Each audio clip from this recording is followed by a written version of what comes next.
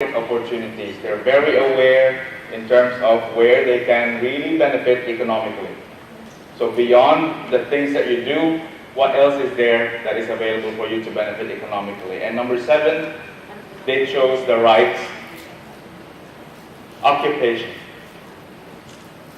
Accounting. Diba? Isa lagi. So we'll take that up one by one. First things first, living well below their means. Now, it's quite common dito sa atin that we really try to show something beyond what we could possibly do.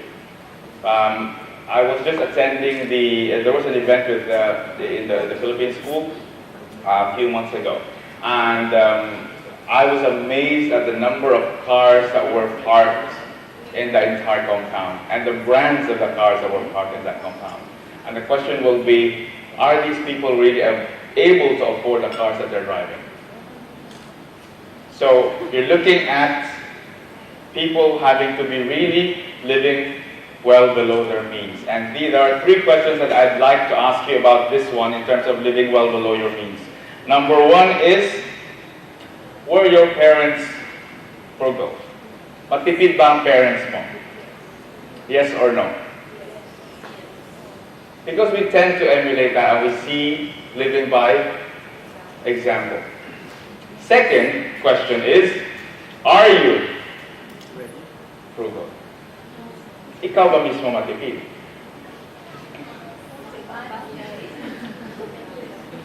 Tahimik? Sometimes. Sometimes. And the third and the most important, and this is quite common among all those millionaires, third very important factor in this question is your spouse more frugal than you are? No. Because no matter how much you save, kung may lifestyle si mami, di ba? What? Baka may divorce na mangyayari mamaya dyan. 3 questions you need to ask yourself. Did you grow up in a family that was frugal? Are you yourself frugal? And is your spouse more matipid than you are? That's number 1. Okay? So, the question I ask you now therefore is, if you're looking at being matipid, or you're looking at being able to really manage your finances, do you operate on a budget? Yes. Meron ba kayong household budget? Yes. Yes? Good. Alright? Sa mga hindi sumagot, ibig sabihin wala. Number 2, do you know how much your family spends each year on food, clothing, shelter, rentals? Okay, now earlier, I don't know whether it's been distributed to you. If you have it on your desk right now, you will probably see a financial fact find form. I'm not going to ask you to fill those out now, but I'm going to ask you to fill that out later when you're alone or when you're with your spouse. Because if you really have not really done your own household budgeting or realize what your expenses versus income are, it's about time you do that. That's what those forms are for, that I've distributed to you. Right? Okay. Third is, do you have a clearly defined set of, not even probably daily, kung sabihin mo, binibigyan lang ako ng 20 reals na baon for my day, okay, or something like that. So do you have a daily, weekly, monthly, yearly, or lifetime goal? How much do you, let's say, want to accumulate by the time you retire at 55, 60, 65, walang retirement? Yeah? And how much time do you spend planning for your financial future? Or do you say, what planning? Because sometimes we carry on a day-to-day basis, live from salary to salary, paycheck to paycheck, without really thinking about the old you that you're going to become years down the line. And you're going to go home. Are you prepared for that? Okay? So, the second one is the amount of time, energy, and money that these guys spend planning for their financial future, looking at financial investments. And what that necessarily means is if you're not in that space yourself, there are financial professionals who are able to help you do that. And that doesn't cost you anything.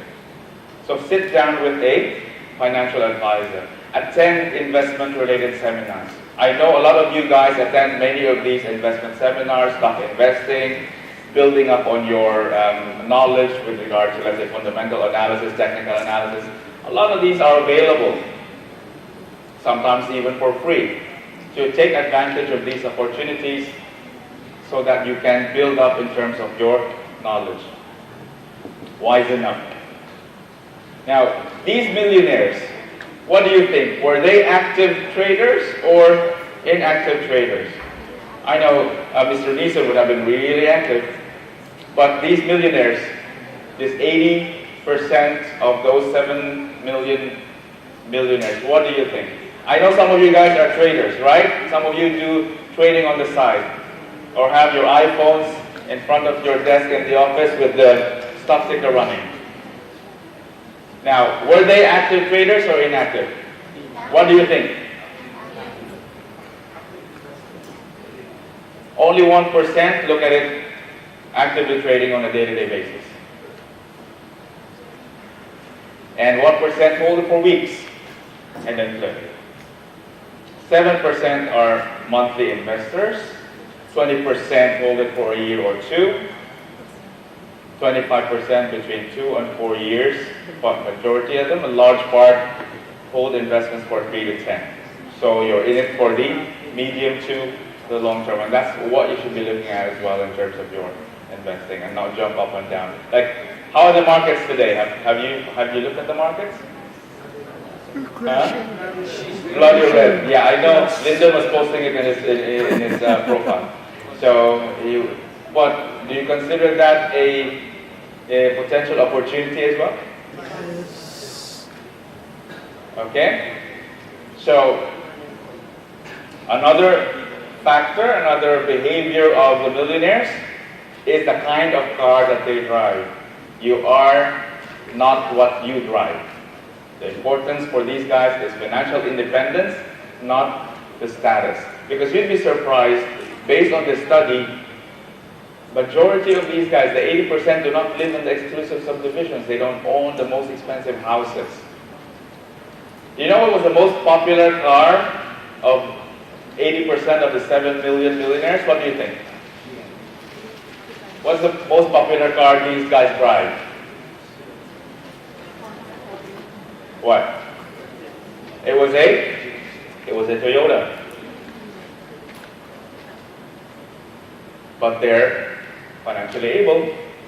What car does Warren Buffett drive? Do you know? What does he drive?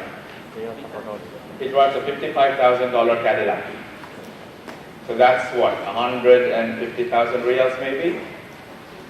Some of us may be driving cars that are more expensive than that. Okay? The economic outpatient clinic. Are your parents still supporting you?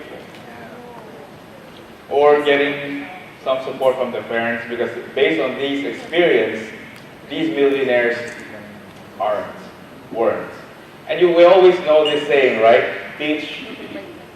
You give somebody fish and you feed him for a day.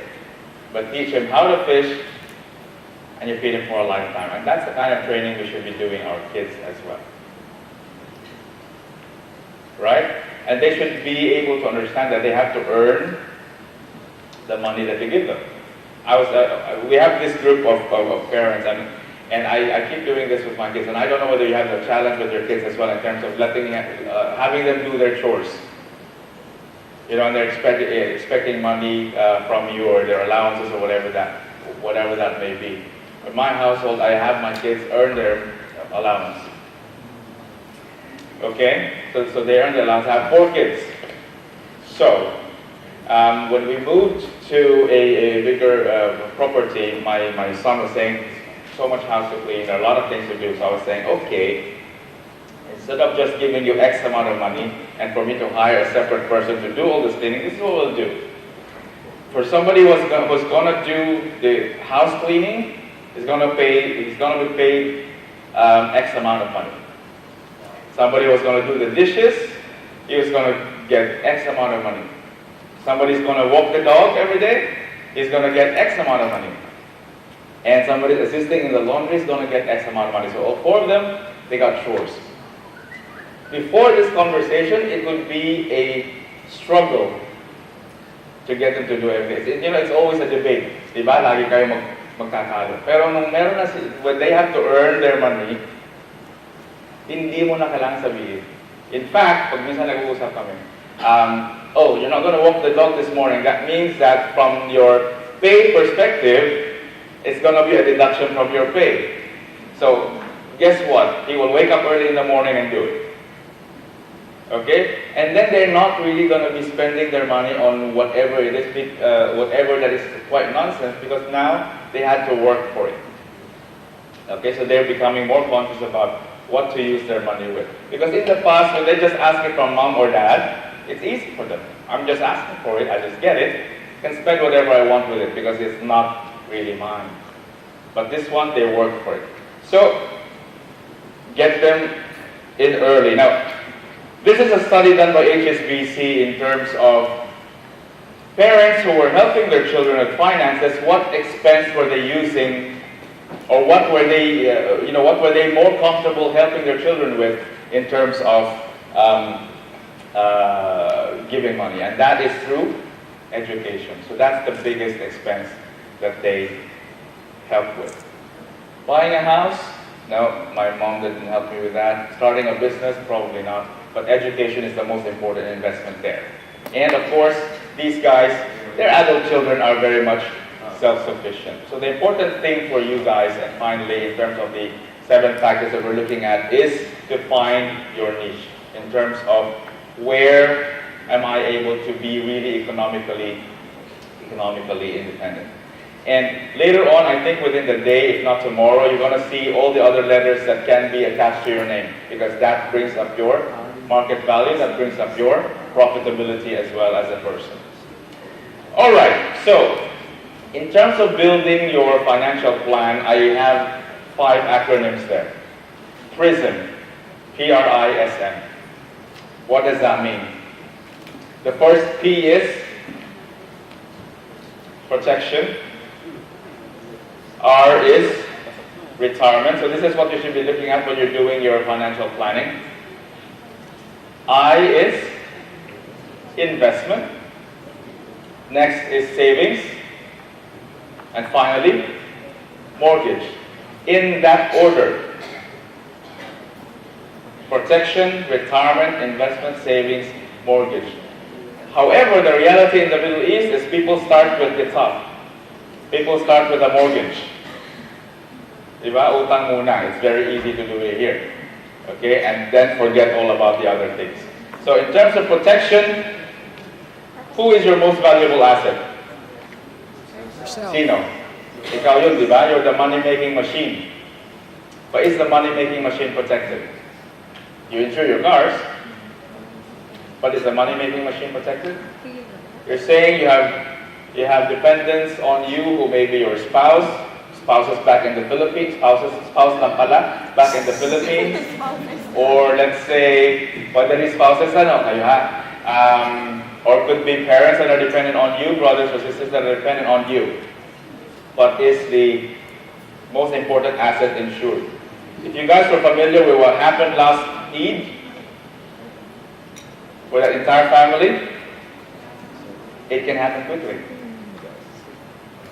Right? So when we were calculating your net asset, your net worth, do you have